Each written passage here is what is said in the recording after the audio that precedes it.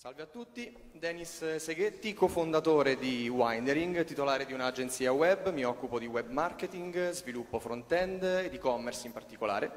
Stefano Tulli, titolare di un tour operator, esperto in marketing turistico.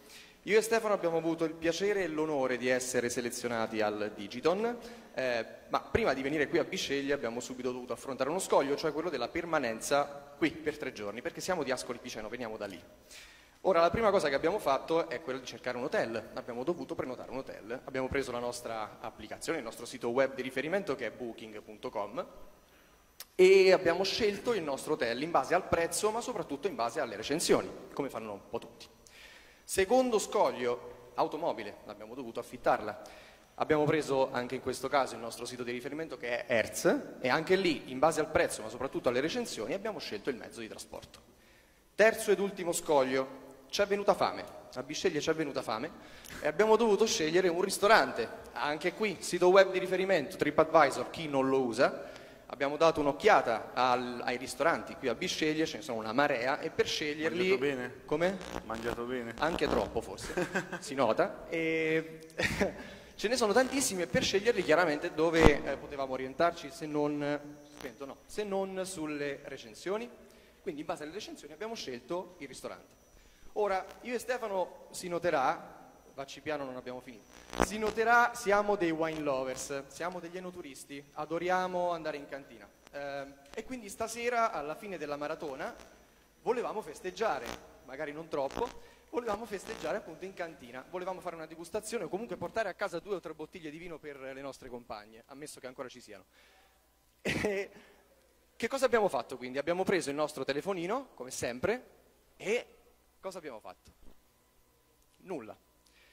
Non c'è nulla. Non c'è una app al mondo, una sola, non c'è un sito web che parli di cantine, di enoturismo in tutto il mondo, che ne parli come ne parlano TripAdvisor, Booking.com o Hertz. Ora, pensavamo di essere gli unici 2 cretini a non trovare realmente un'app. È il 2016, è impossibile non trovare una roba del genere. E invece è vero. Ora, non siamo 2, siamo più di 60 milioni in tutto il mondo, enoturisti, wine lovers, presi in considerazione solo quei 6 paesi, che sono gli unici 6 che tirano fuori delle statistiche decenti. Il settore dell'enoturismo è in una fase di esplosione talmente tale che tantissimi paesi non sanno nemmeno qual è la proporzione di questo settore. Dall'altra parte il problema opposto, 45.000 cantine che non riescono a farsi trovare quando noi 2 e gli altri 60 milioni di wine lovers sul web desiderano una risposta in 20 o 30 secondi. Da qui nasce la soluzione. Soluzione semplicemente Windering, piattaforma online, web app, responsive, internazionale, multilingua, 2 focus: aggregare cantine, eventi, wine tours e pacchetti turistici legati al settore enogastronomico, ma dall'altra parte il fiore all'occhiello, cioè le recensioni, la cosa più banale del mondo, qualcuno penserà. In realtà le recensioni sono quello che ha reso TripAdvisor non una semplice piattaforma, un semplice aggregatore turistico, è la piattaforma turistica per eccellenza al mondo, grazie alle recensioni, è partito tutto da lì. Come pensiamo di trasformare quei numeri, cioè 60 milioni e passa di enoturisti e 45.000 cantine, in denaro? La startup è un business. 4 business model stracollaudati in tutto il mondo da altre piattaforme che lavorano con questi stessi business models, percentuale su vendite e prenotazioni. Qualsiasi tour operator che voglia pubblicare i suoi tour enogastronomici e non può farlo da nessun'altra parte sul nostro portale ha l'opportunità di venderli. Ad ogni vendita, come fa Airbnb, viene riconosciuta una percentuale a windering.com. Sulle prenotazioni delle degustazioni o degli alloggi in cantina, stessa identica cosa, e là dove non arriviamo noi con le nostre funzionalità ci sono i nostri partner, Booking.com, TripAdvisor, che permettono di prenotare ad oggi tour, alloggi appunto in cantina. Grazie ad un programma di partnership ed affiliation marketing, anche in quel caso riusciamo a tirar fuori un volume d'affari consistente sul transato finale. Terzo modello di business, pubblicità, neanche a dilungarsi troppo, funziona ovunque e si sa. In questa piattaforma il vantaggio è l'alta profilazione. Se una cantina si pubblicizza su Windering sa che quell'annuncio non viene visto dal 15enne interessato ai videogiochi, sarà visto esclusivamente da un wine lover, da un enoturista.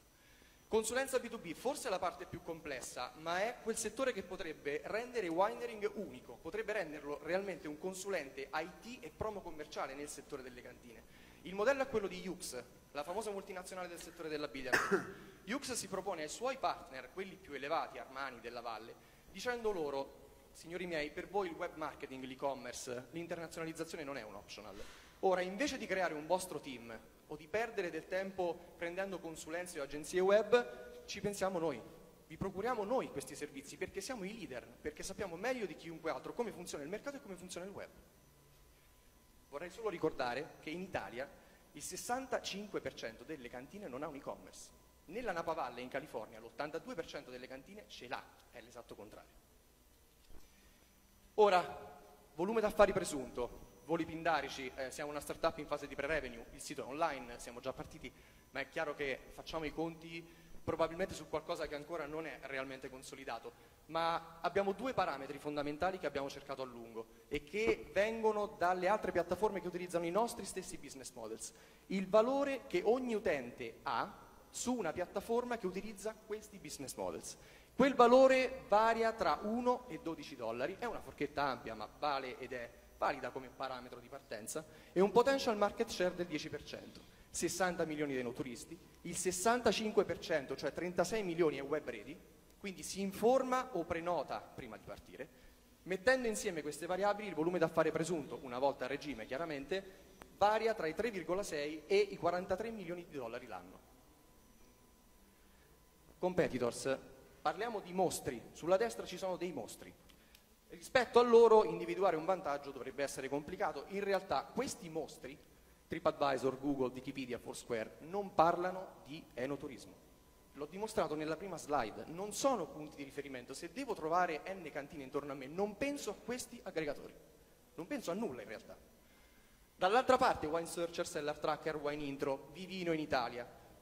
Attenzione, sottigliezza, sì, parlano di vino, ma parlano di vino, non di enoturismo. Sono due cose completamente diverse, sono complementari, sembrano simili, ma sono due universi totalmente diversi.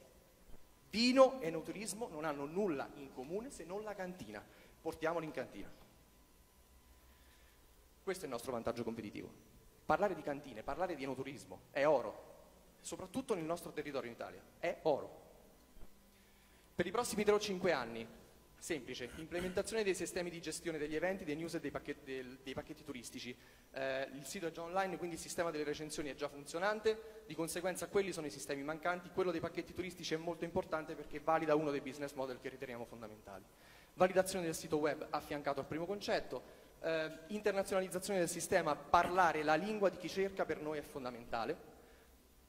Formazione delle cantine, vogliamo proporci come consulenti. Le cantine ad oggi navigano in una situazione in cui il web per loro è un buco nero, non hanno idea di che cosa sia se non le più grandi, e soprattutto l'avvio di una partnership con regioni, province, consorzi, associazioni, perché sono loro il primo ponte che ci consentono di arrivare alle singole cantine, che sono migliaia, lo abbiamo visto, ma evitando lo sforzo di andare a contattarle una per una. Per ridurre il time market abbiamo bisogno di questo budget. Non abbiamo scritto di cosa abbiamo bisogno per partire, perché in realtà l'ho già detto, Windering è partito, il progetto è partito. Siamo pochi, però abbiamo voglia, quindi probabilmente questo progetto, a prescindere da come andrà questo contest o gli altri, proseguirà nel corso del tempo, ma per accorciare il time market e per prendere una posizione solida sul mercato sin dall'inizio ed evitare l'aggressione di altri concorrenti, abbiamo bisogno di queste cifre. E soprattutto abbiamo bisogno di un appoggio manageriale. Pensiamo di essere capaci, come lo sono tutte le altre start-up che si sono presentate, ma avere un partner che non solo ci butta i soldi, ma ci butta le sue competenze, ci butta la voglia, ci butta l'impegno e ci consiglia su come andare avanti, su quali errori non fare, è la cosa fondamentale per noi. Il team eterogeneo, giovane, io Stefano, un web graphic designer Paolo Gianfelici, Giulia Montanari, wine consultant e sommelier, Marco Cittadini, anch'esso esperto in marketing turistico, soprattutto con un focus sulla finanza e sul business. Queste sono le fonti perché i dati che ho dato prima, non vorrei venissero fraintesi, non vengono da una serata complicata in cantina, lo garantisco, quindi sono numeri reali, vero, giuro. Non sono nel settore, ti crediamo. Vedo che non mi credi, però i numeri stanno... E quindi queste sono le fonti. Io ho concluso, magari mostro, grazie.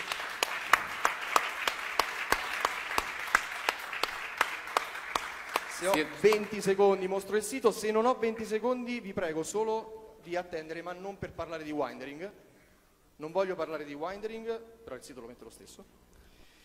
E voglio ringraziare Francesco Boccia, prima di tutto, non è piaggeria, ringrazio te, ti do del tu, perdonami. Ringrazio te come ringrazio tutte le istituzioni, chiunque abbia partecipato, tutti quelli in sala, perché rimanere dopo ore e ore qui è uno sforzo per noi, ma credo lo sia ancora di più per voi.